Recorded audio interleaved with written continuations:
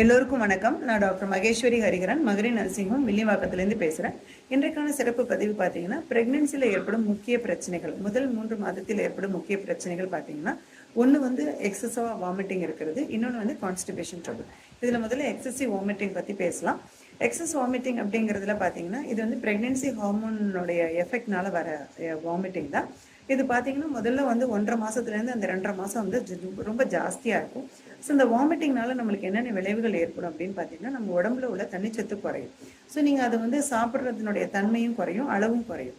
So இதனால் ஒரு மாதிரி வீக்காக, ஒரு மாதிரி ஃபெட்டீகாக, ஒரு மாதிரி ஸ்லீப்லினஸ்ஸாக இருப்பீங்க.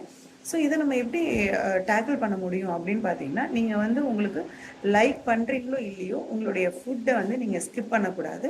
அதே நேரத்தில் நம்மளால் சாப்பிட முடியல அப்படிங்கிற பட்சத்தில் கொஞ்சம் ஃப்ரீக்வெண்ட் மீல்ஸ் எடுத்துக்கணும்.